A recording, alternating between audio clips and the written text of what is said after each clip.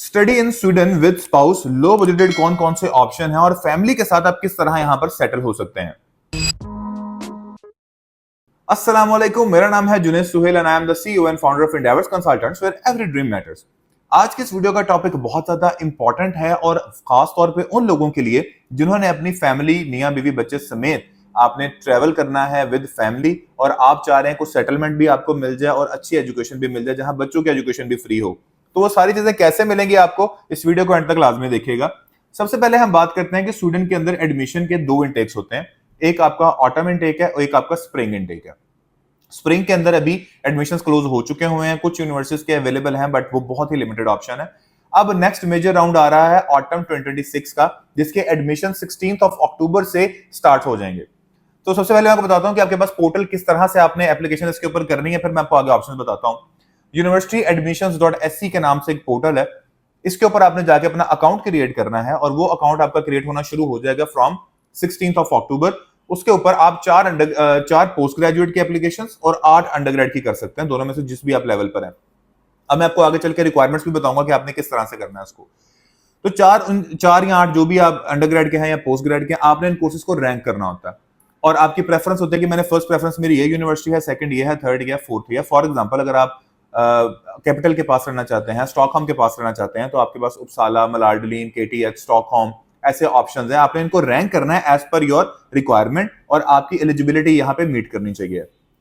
हमेशा याद रखिएगा कि जब भी आपने स्टूडेंट में अप्लाई करना है, जिस भी कोर्स को आप सिलेक्ट करते हैं उसके अंदर आप course specific entry requirements first cycle admission का चेक करें और उसके अंदर ये देखें कि आपको कितने क्रेडिट किस कोर्स में रिक्वायर्ड है, फिर उसको अपनी डिग्री के साथ मैच करें। फॉर एग्जाम्पल अगर कहीं पे लिखा हुआ है 30 ECTS in computing, that means के 15 क्रेडिट आपको चाहिए, क्योंकि पाकिस्तान का जो सिस्टम है वो that is half from Sweden. जो ECTS है, यूरोपियन क्रेडिट ट्रांसफर सिस्टम, आपका वो अगर उनका 30 है तो हमें 15 क्रेडिट चाहिए। तो यहां से आपने पहले एलिजिबिलिटी अपनी चेक कर लेनी है। उसके बाद आपकी जो इस last day to rank your course है दैट इज 15 जनवरी। 15 जनवरी से पहले पहले आपने ये सिलेक्शन करनी है, उसके बाद आपकी सिलेक्शन लॉक हो जाएगी। 2 फरवरी लास्ट डेट है आपकी कि आप अपनी पोर्टल की जो फी है एप्लीकेशन वो पे करें और डॉक्यूमेंट्स को अपलोड करें। अब यहां पर डॉक्यूमेंट्स आपके IBCC, HEC, ministry of foreign affairs से अटेस्टेड चाहिए।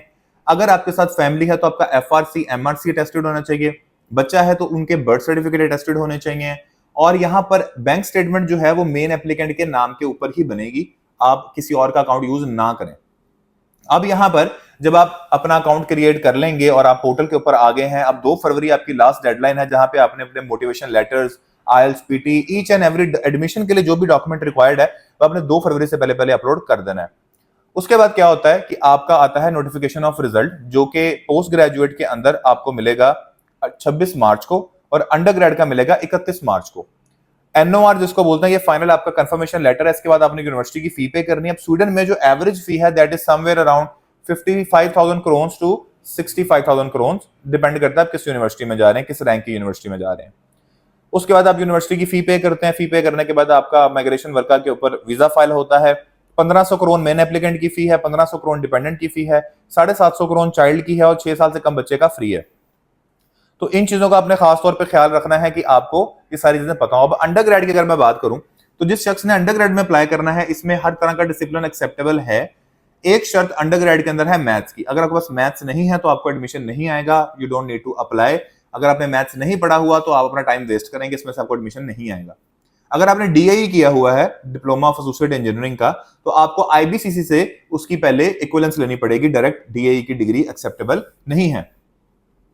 अब यहां पर ये एक मेन चीज है। उसके बाद IELTS की जो रिक्वायरमेंट है वो 6.5, नो बैंड लेस देन 5.5 की रिक्वायरमेंट है इसकी हर जगह। PT है तो वो 62 आपको रिक्वायर्ड है, राइटिंग में 61 मैंडेटरी है इसके अंदर। तीसरा टेस्ट यहाँ पे जो एक्सेप्टेबल है वो TOEFL IBT और IBT होम एडिशन, ये तीनों आपके एक्सेप्टेबल हैं। ओवरऑल आपको 90 स्कोर चाहिए इसके अंदर। ये थी आपके 3 तरह के टेस्ट जो कि एक्सेप्टेबल हैं स्टूडेंट के अंदर। की डेट्स मैंने आपको ऑलरेडी बता दी हैं और यूनिवर्सिटी एडमिशन के अंदर आपके ओरिजिनल मैट्रिक इंटर जो रिजल्ट्स कार्ड हैं वो अटेस्टेड होने चाहिए फ्रॉम IBCC। और अगर आप अंडर ग्रेड को पोस्ट ग्रेड में अप्लाई कर रहे हैं तो अंडर ग्रेड की डिग्री और ट्रांसक्रिप्ट आपकी अटेस्टेड होनी चाहिए फ्रॉम HEC। अब यहाँ पर आपकी जो कोर्स की यहाँ पे 2 तरह से वीजा मिलता है, आप साल का भी ले सकते हैं, 2 साल का भी ले सकते हैं, डिपेंड करता है कि आपके पास बैंक स्टेटमेंट कितनी आपने रिक्वायर किया। तो यहाँ पर जो admitted in minimum 60 credit full time studies on campus है एडमिशन नोटिफिकेशन, यहाँ पर आपकी जो रिक्वायरमेंट है बैंक स्टेटमेंट की, वो आपका अपना अकाउंट होना चाहिए जो भी एप्लीकेंट है। इसका अंदर 10,314 SC के per month for the student bank statement required है लिविंग के लिए, और एक साल की तकरीबन ये आपकी तकरीबन 1,34,000 आपकी कमोबेश जो है वो बैंक स्टेटमेंट की अमाउंट बनेगी जो आपको एक साल के लिए रिक्वायर्ड है। उसके अलावा स्पाउस की जो बैंक स्टेटमेंट है वो 4,297 4,297 SC के पर मंथ है, इसको भी आप मल्टीप्लाई कर लें और ये जो है मेन एप्लीकेंट के में इंक्लूड कर सकते हैं। इसी को मतलब कि एक मेन एप्लीकेंट की स्टेटमेंट आप तीनों में यूज कर सकते हैं। और बच्चे के लिए आपकी जो है वो 2578 2578 ये रिक्वायरमेंट है जो आपने साथ में लाजमी याद रखनी है। अब स्टूडेंट में आपको जो बेनिफिट्स की अगर मैं बात करूं तो सिंपल एडमिशन क्राइटेरिया की बात होगी कि बैंक स्टेटमेंट कितनी चाहिए, आइल्स कितना चाहिए, और अब कोर्सेज के बारे में अगर मैं बात करूं तो versatile range of courses available हैं। 2+2 डिग्री वाला भी अप्लाई यहाँ पर कर सकता है, BA MA वाला भी कर सकता है, लेकिन उसको जनरल जेनेरिक एंट्री रिक्वायरमेंट्स वाले जो कोर्सेज होते हैं उसमें एडमिशन मिलेगा, जैसे नॉर्डिक वेलफेयर है, इस तरह के कुछ कोर्सेज हैं, डेस्टिनेशन मैनेजमेंट का कोर्स है, इनमें उसको एडमिशन मिल जाएगा। उसके अलावा जितने भी दूसरे प्रोग्राम्स हैं, 4 इयर्स बैचलर्स प्रोग्राम वाले बच्चे हैं वो सारे अपनी फील्ड से रिलेटेड जा सकते हैं। इंफॉर्मेशन टेक्नोलॉजी, लीडरशिप, एंटरप्रेन्योरशिप, आपको मैकाट्रॉनिक्स, इंजीनियरिंग, हर तरह का यहाँ पर आपको कोर्स मिल जाएगा। तो ये इसकी एक मेन जो USP है वो ये है कि फैमिली साथ ट्रेवल करती है। इंटरव्यू उसके अंदर लाजमी है जो मेन एप्लीकेंट का होना है, और अगर आप हमसे अप्लाई कर रहे हैं तो सारी चीजों का ख्याल हम रखते हैं। एडमिशन की इसमें मेन चीज है एडमिशन की टेक्निकलिटीज।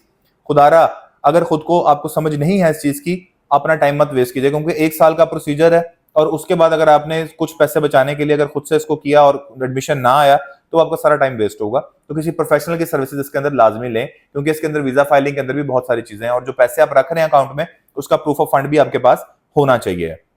इसके अलावा तीसरा चौथा कोई टेस्ट एक्सेप्टेबल नहीं है, सिर्फ आइल्स, PT और टॉफल है। ये तीनों में से आप कोई भी कर लें वो यहाँ पर एक्सेप्टेबल आपका हो जाएगा। अब यहाँ पर यह है कि आपके पास 60 क्रेडिट्स के बाद आपके पास चांस होता है कि आप इसको वर्क परमिट में कन्वर्ट करवा लें, और इसके अंदर यह है कि जैसे आप वर्क परमिट में कन्वर्ट होते हैं मेन एप्लीकेंट की एजुकेशन भी फ्री हो जाती है, डिपेंडेंट और बच्चे की तो वैसे ही फ्री है, यहाँ पर हेल्थ फ्री है, वर्किंग आवर्स की यहाँ पर कोई लिमिट नहीं है, आप जितना चाहे यहाँ पर आप काम कर सकते हैं बाय एनी सोर्स। आप इसको वेरीफाई करें, स्टूडेंट माइग्रेशन वर्का की वेबसाइट पर जाएं, इट इज ऑफिशियल कि मेन एप्लीकेंट डिपेंडेंट को कोई भी वर्क रिस्ट्रिक्शन नहीं है, और शेंजन वीजा है, you can travel up to 28 countries visa free, आप जा सकते हैं, रोम अराउंड, आप वेकेशंस पे जा सकते हैं।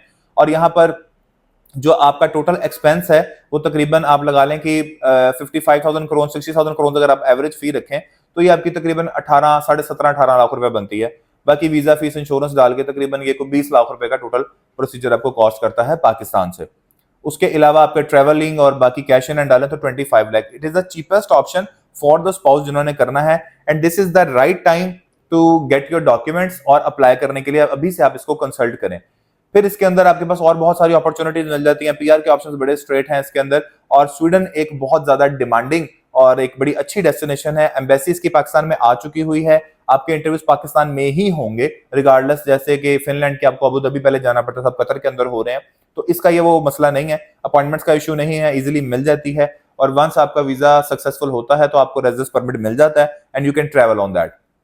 अगर आपको हमारी आज की वीडियो पसंद आई है इसे लाइक, सब्सक्राइब और शेयर लाजमी कीजिएगा, और जितना हो सके अपने दोस्तों के साथ भी इसको लाजमी पहुंचाइएगा जो अपनी फैमिली के साथ बाहर सेटल होना चाहते हैं या स्टडी अब्रॉड के लिए जाना चाहते हैं। तो मिलते हैं आपसे अगले एपिसोड के अंदर, तब तक के लिए अल्लाह हाफिज।